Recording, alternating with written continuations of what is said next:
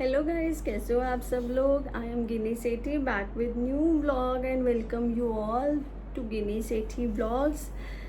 तो ये जो सीरीज़ चल रही है, मेरी प्रेगनेंसी जर्नी चल रही है, इसमें आप सबके साथ रोज़ कुछ ना कुछ अपनी प्रेगनेंसी से रिलेटेड जो भी प्रेगनेंसी इंपॉर्टेंट होता है मैं आप सबसे शेयर करती जा रही हूँ। आई होप आप सब ये सारी वीडियोज़ ब्लॉग्स इन्जॉय कर रहे होंगे।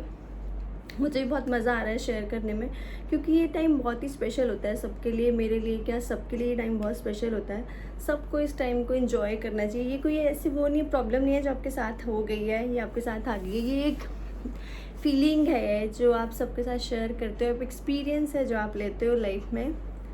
मेरा तो ये सेकंड टाइम का एक्सपीरियंस है। फर्स्ट टाइम पे जो फर्स्ट प्रेगनेंसी थी उसमें मुझे भी बहुत सारी चीज़ें नहीं पता थी, बट अब धीरे धीरे सारी चीज़ें नॉर्मल हो रही हैं तो पता चलती जा रही हैं। आज का जो मेरे ब्लॉग का जो आज का जो टॉपिक है, when is it safe to announce pregnancy. आपको अपनी प्रेगनेंसी कब अनाउंस करनी चाहिए, ऑफिशियली आपको कब बताना चाहिए कि आप प्रेग्नेंट हो या आप मॉम टू बी हो। क्योंकि हम सब बहुत एक्साइटेड होते हैं इस न्यूज़ को सबके साथ शेयर करने के लिए, लेकिन बहुत सारी चीज़ें होती है जो हमें माइंड में रखनी पड़ती हैं। समटाइम ऐसा होता है कि हमारी फैमिली में जो हमारी मदर इन लॉ होती हैं, कोई होती है, वो अलाउ नहीं बोलती हैं कि थोड़ा सा हाइड करके रखो या ऐसा वैसा। बट ऐसा होता है कि हमें तो एक्साइटमेंट होती है कि भाई हमारा वो जल्दी जल्दी से बेबी बम्प वाला पीरियड आए और वो स्पेशल वाला फील आए, सब हमें स्पेशल फील कराएं, वो प्रेफरेंस मिले, सब बहुत केयर, बहुत अच्छी अच्छी केयर मिले। तो आज मैं आपको बता रही हूँ कि व्हेन इज़ इट सेफ, कब वो है सेफ टाइम जब आप अपनी प्रेगनेंसी अनाउंस कर सकते हो। वैसे तो scientifically there is no universally safe time to announce your pregnancy. ऐसा कोई भी पीरियड ऐसा बहुत सेफ या बहुत क्रूशियल नहीं बताया जिसमें आप अपनी प्रेगनेंसी अनाउंस कर सकते हो। Totally choice is totally yours कि आपको कब अनाउंस करना है। कुछ होते हैं कि फर्स्ट सेमेस्टर में बता देते हैं, कुछ होते हैं फर्स्ट सेमेस्टर का वेट करते हैं, कुछ होते हैं कि जब तक लास्ट तक बेबी बम्प विजिबल नहीं होता है तब तक शो ही नहीं करते। बट मैंने जब अनाउंस किया फर्स्ट टाइम पे, फैमिली में तो मेरी पहले ही पता चल गया था, बट अब सेकेंड टाइम पे तो मेरी विजिबिलिटी इतनी जल्दी हो गई कि सबको ऑटोमेटिकली पता लग गया था, क्योंकि मेरे सिम्टम्स इतने वाहियात थे कि वो देखने में ही पता लग गया था कि कुछ ना कुछ तो गड़बड़ है। क्योंकि मेरा सडन बहुत ज़्यादा वेट गेन हो गया था, तो सबको आइडिया हो गया था इसी चीज़ से।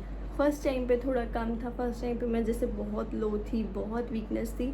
सेम इस बार भी वही था, बट इस टाइम वीकनेस बहुत ज़्यादा थी। बट ये था कि मुझे उस अकॉर्डिंग जैसे खाने के बाद इतनी वॉमिट नहीं हुई जो मुझे फर्स्ट टाइम पे की प्रेगनेंसी में होती थी।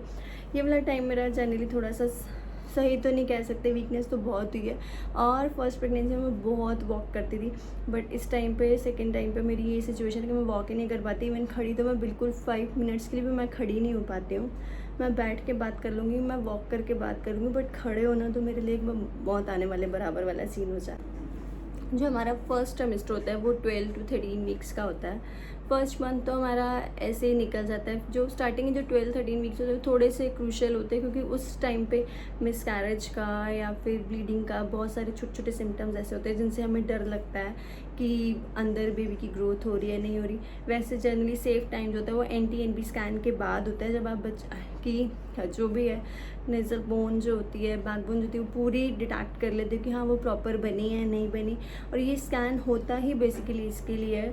फिर उसके बाद एक जॉर्ज मार्कर टेस्ट होता है। ये दोनों टेस्ट का मैं आपको बाद में बताऊंगी कि why these test are so important in your pregnancy, और इनको बिल्कुल स्किप नहीं करना चाहिए। कुछ को जैसे टेस्ट करने के बाद भी श्योरिटी नहीं होती। समटाइम तो मैंने ये भी रीज़न देखे हैं कि आपकी प्रेगनेंसी किट में जिस पे आप टेस्ट करते हो स्ट्रिप पे घर पे, उसके बाद भी ऐसा होता है कि आप डॉक्टर के पास जाके चेक कराते हो तो आपको प्रेगनेंसी नहीं डिटेक्ट होती है, या फिर उस स्ट्रिप में नहीं आता और डॉक्टर के पास जाकर प्रेगनेंसी डिटेक्ट होती है, आपको सिम्टम्स शो हो रहे होते हैं। दोनों के अलग अलग ही बातें होती हैं। बट फर्स्ट ट्राइमेस्टर जो होता है उसमें मिसकैरेज का डर बहुत होता है, क्योंकि उस टाइम पे बेबी की ग्रोथ हो रही होती है, बेबी पूरा बन रहा होता है। और स्टार्टिंग के टाइम पे जो बेबी का जो साइज़ होता है ना, वैसे जितना वो ग्रेप्स का एक सिंगल ग्रेप का साइज़ होता है उतने ही साइज़ का बेबी होता है, तो उसको पूरा बनना, पूरा डेवलप होने में बहुत टाइम लगता है। इसलिए अब मैं आपको बताती हूँ कि कौन कौन से रिस्क हमें फर्स्ट ट्राइमेस्टर में आते हैं। सबसे बड़ा जो रिस्क है ना मिसकैरेज का, वो फर्स्ट ट्राइमेस्टर में ही होता है, क्योंकि नए नए में हमें कुछ पता नहीं होता, हमें कुछ भी भारी उठाना नहीं होता, कुछ भी ऐसा काम नहीं करना होता, क्लाइंबिंग स्टेयर्स पे जैसे नहीं चढ़ना होता ज़्यादा। चढ़ना भी सेफ़ है वैसे, लेकिन आप बहुत नॉर्मली नहीं कि भागते भागते भागते तब चढ़ते जा रहे हो या बहुत स्पीड में चल के आ रहे हो। तो जिनका जो इंटरनली सिस्टम जो होता है वो बहुत वीक होता है, उनको कंसीव करने में तो प्रॉब्लम आती है। वो कंसीव करते हैं उनको बेबी को कैरी करने में भी बहुत प्रॉब्लम होती है। समटाइम होता है हमें हार्ट बीट फर्स्ट ट्राइमेस्टर में ही पता लग जाती है, और कभी कभी ऐसा होता है कि हमारे अंदर बेबी की ग्रोथ नहीं हो पाती है, बेबी की हार्ट बीट नहीं बन पाती। तो इसलिए बहुत सारे लोग होते हैं जो इन चीज़ों का बहुत ध्यान रखते हैं। जब मेरा फर्स्ट प्रेगनेंसी का स्कैन था तब मेरे साथ भी यही इशू था कि बेबी की हार्ट बीट नहीं मिल रही थी। फिर वो TVS के थ्रू डिटेक्ट करी बेबी की हार्ट बीट, बट मिल गई। बट लेकिन उस टाइम पे ऐसा था कि वो कुछ ही दिन हुए थे प्रेगनेंसी को, बट उस टाइम पे भी ऐसा होता है कि बंदे की जान निकल जाती है जब डॉक्टर ये बोल दे कि हार्ट बीट नहीं विजिबल हो रही है बच्चे की। तो वो टाइम बहुत ख़राब होता है। आपको आपकी अपनी चॉइस है, आप अपना जब आपका मन करे आप अपनी प्रेगनेंसी अनाउंस करें, आफ्टर फर्स्ट ट्राइमेस्टर या फर्स्ट ट्राइमेस्टर से पहले या सेकंड ट्राइमेस्टर, या फिर जब आपका बेबी बम्प विजिबल हो जाता है तब आप कर सकते हैं। Totally depends on your choice कि आप कब करना चाहते हैं अनाउंस। और बहुत हद तक प्रेगनेंसी को कॉन्फिडेंशियल रखना भी बहुत सही रहता है, क्योंकि वो समटाइम जो लोग नज़र में बिलीव करते हैं, वैसे तो सब बोलते हैं नज़र इज़ रियल, बट मुझे ऐसा कुछ, मैं तो मानती नहीं हूँ। बल्कि वो कैसा लगता है कॉन्फिडेंशियल रखना ज़रूरी है, क्योंकि नज़र लग जाती है। जो मानते हैं उनको पता होगा कि नज़र लगती है कि नहीं लगती। वैसे नज़र इज़ रियल मैंने बहुत लोगों से सुना है, और समटाइम मैंने ये फील भी किया है अपने साथ भी कि हाँ ये चीज़ें होती हैं बहुत चीज़ों में। बट जब आपका मन करे आप तब अनाउंस करो।